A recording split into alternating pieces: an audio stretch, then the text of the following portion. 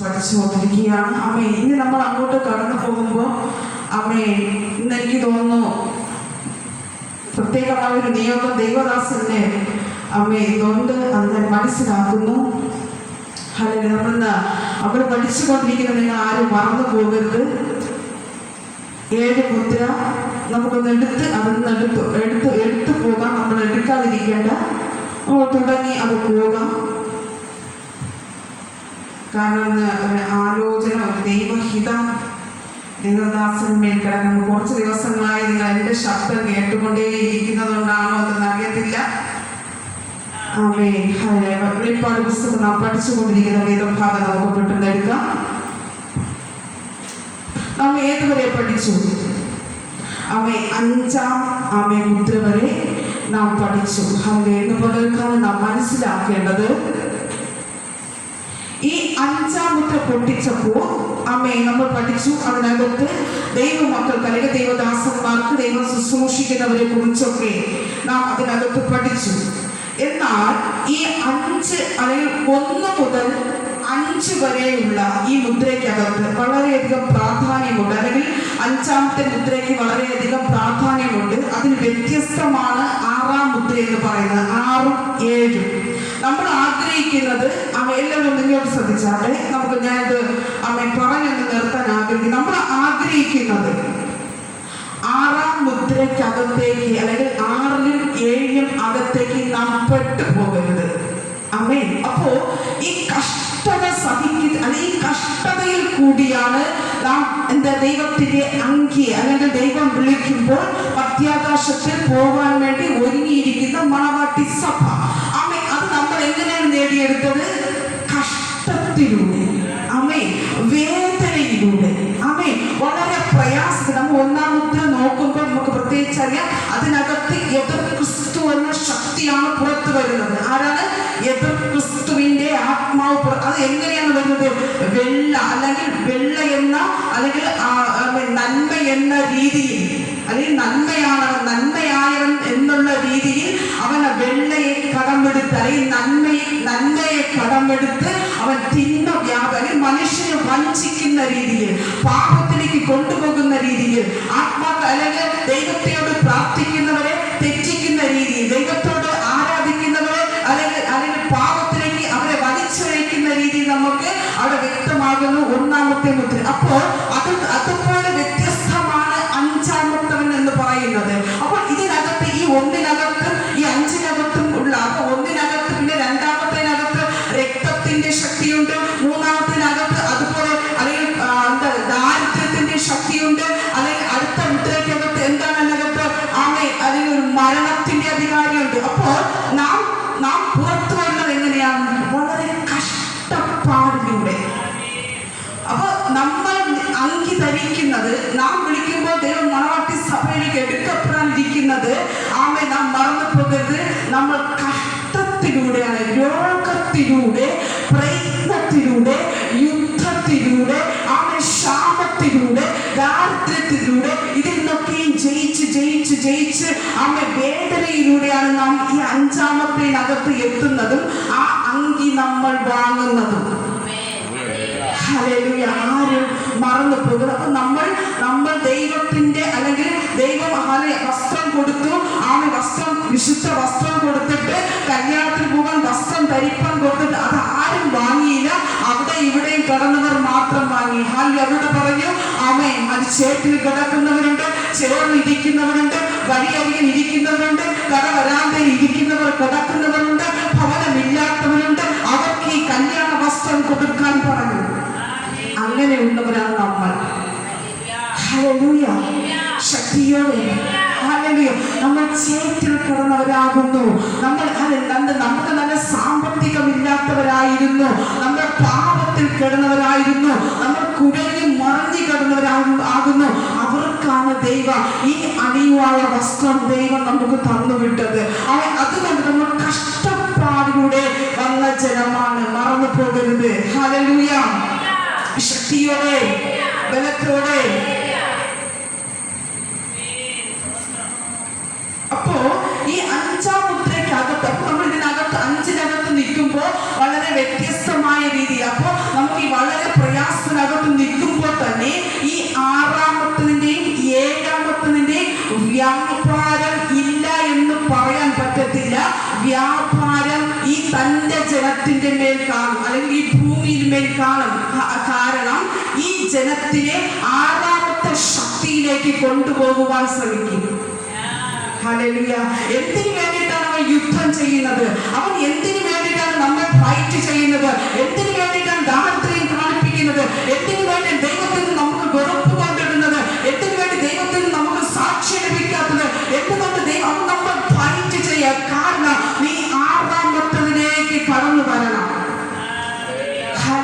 ഇപ്പോൾ അതിന്റെ അല്ലെങ്കിൽ 6ഉം 7ഉം എന്ന് പറയുന്ന നാം അറിഞ്ഞിരിക്കുക വളരെ വ്യത്യസ്തമായ ഒരു മുദ്രയാകുന്നു. കാരണം ഒരു മഹാ ഉപദ്രവ കാലഘട്ടം ഈ 6ാമത്തെ മുദ്രയ്ക്കകത്തും 7ാമത്തെ മുദ്രയ്ക്കകത്തും കിടപ്പുണ്ട്.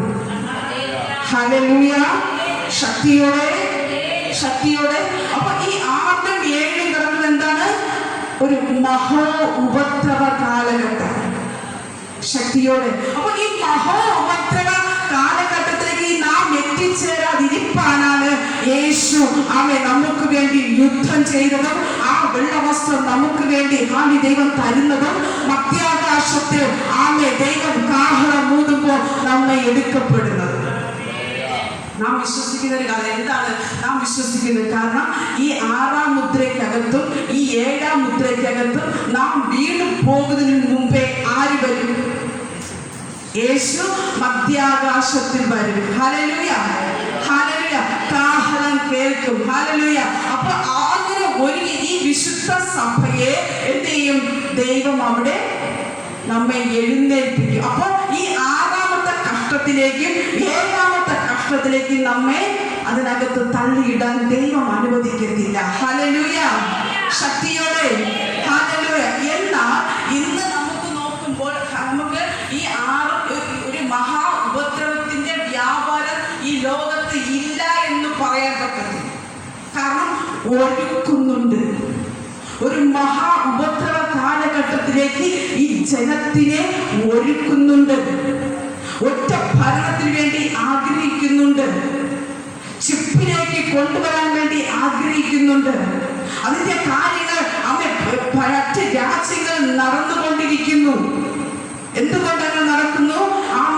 ഈ മുദ്രയിലേക്ക് ജനത്തിനെ ആകർഷിക്കുന്ന ഒരു അല്ലെങ്കിൽ മഹാ ഉപദ്രവ കാലഘട്ടത്തിലെ ശക്തിയുടെ ആകർഷണ ബലം ഇന്നും ഭൂമിയിലുണ്ട്. നമ്മൾ 5ാമത്തെ മുദ്രയ്ക്കകത്ത് ആയിരിക്കുമ്പോൾ നമ്മൾ മറന്നു പോകരുത്. നമ്മുടെ പ്രയത്നവും നമ്മുടെ വേദനയും നമ്മുടെ കഷ്ടവും എന്തിനെന്ന് ചോദിച്ചു കഴിഞ്ഞാൽ ഈ ഒരു മഹാ ഉപദ്രവത്തിനകത്തേക്ക് നാം എത്തിപ്പെടാതിരിക്കാൻ, ഈ ഒരു മഹാ കഷ്ടത്തിലേക്ക് നാം എത്തിപ്പെടാതിരിക്കാനാണ് എന്ന് പകൽക്കാലം ദൈവത്തിന്റെ ആത്മാവ്, പരിശുദ്ധ ആത്മാവ് നമുക്ക് വേണ്ടി യുദ്ധം ചെയ്യുന്നത്. ആരോട്? പിശാചിനോട് യുദ്ധം ചെയ്യുന്നത്, ദൈവദാസന്മാരോട് യുദ്ധം ചെയ്യുന്നത്, പ്രാർത്ഥിക്കുന്നവരോട് യുദ്ധം ചെയ്യുന്നത്. കാരണം നീ ജയിക്കരുത്. അപ്പോ ഒരു മഹാ ഉപദ്രവ കാലഘട്ടത്തിന്റെ ലക്ഷണങ്ങൾ നമ്മൾ 5ാമത്തെ മുദ്രയ്ക്കകത്തായിരിക്കുമ്പോഴും ഈ ഭൂമിയിൽ ഉണ്ട്. ഹല്ലേലൂയ. ഹല്ലേലൂയ. അതിന്റെ കാരണം രാഷ്ട്ര ലോകം ഇന്ന് ഒറ്റ ഭരണത്തിന് വേണ്ടി ഇന്ന് ആഗ്രഹിച്ചു കൊണ്ടിരിക്കുകയാണ്. ഹല്ലേലൂയ. ഹല്ലേലൂയ. അങ്ങനെ നമ്മൾ ഇപ്പോ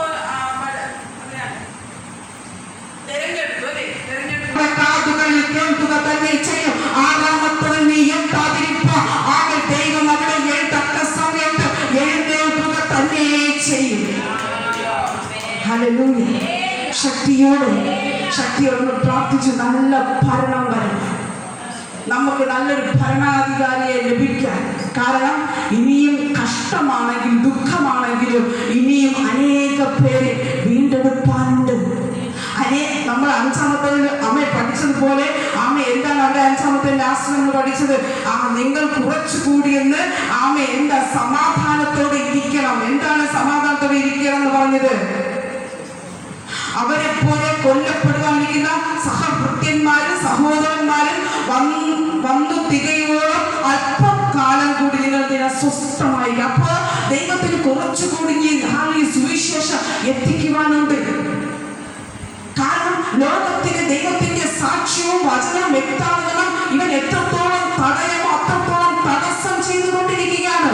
യഥാർത്ഥ ദൈവഭക്തന്മാർ, യഥാർത്ഥ അത്ഭുതങ്ങൾ അടയാളങ്ങൾ ചെയ്യുന്ന ശുശ്രൂഷകളെ നശിപ്പിച്ച് ബ്രേക്ക് ചെയ്തുകൊണ്ടിരിക്കുക. കാരണം ഇവൻ ലോകങ്ങൾ ഇവരുടെ വചനം ശുശ്രൂഷ എത്തരുത്.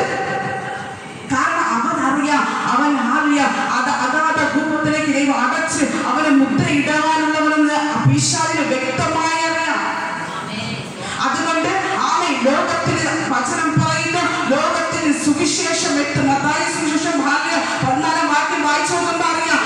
ലോകത്തിന് സുവിശേഷം എത്തുമ്പോൾ അറ്റത്തോളം സുവിശേഷം എത്തുമ്പോൾ ലോകത്തിന്റെ അവസാനം സംഭവിക്കും. അപ്പൊ ലോകത്തിന്റെ അറ്റത്തോളം സുവിശേഷം എത്താതിരിക്കാൻ ഈ ശക്തികൾ ശ്രമിക്കുന്നു. അപ്പൊ അത്രത്തോളം പ്രബലമായൊരു ബലമാണ് അവന്റെ ശക്തി. അപ്പോൾ നാം മറന്നു പോകരുത്. 6ഉം 7ഉം എന്ന് പറയുന്നത് വളരെ വ്യത്യസ്തമാണ്. ഉപദ്രവ കാലഘട്ടത്തിലേക്കാണ് ജനത്തിനെ നയിക്കുന്നത്. ഒരുപാട് ശക്തികൾ ഭൂമിയിലേക്ക് വരുന്നുണ്ട്.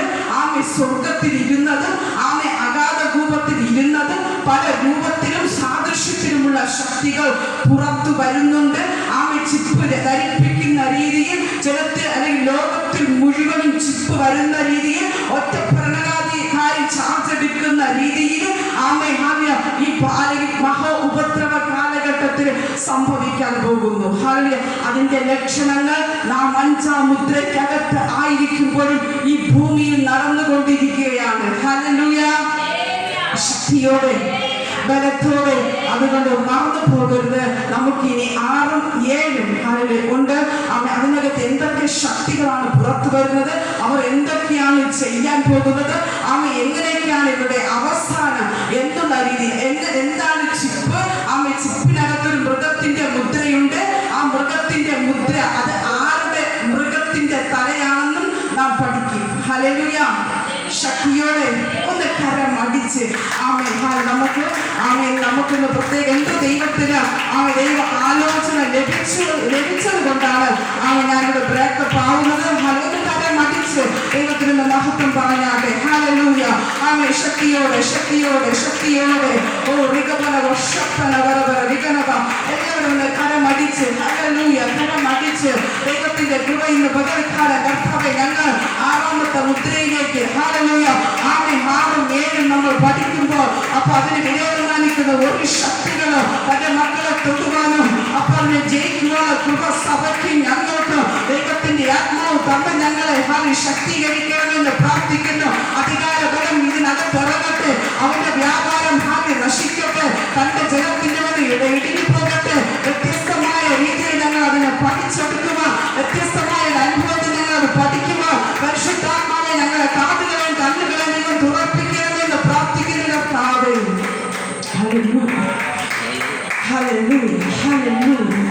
യേശുവേ, നീ അങ്ങനെ ചെയ്യുന്ന കൃപകൾക്കായി സ്തോത്രം. യേശുവേ, ഹല്ലേലൂയ, നീ അങ്ങനെ ചെയ്യാൻ പോകുന്ന കൃപകൾക്കായി സ്തോത്രം. രാജരാജൻ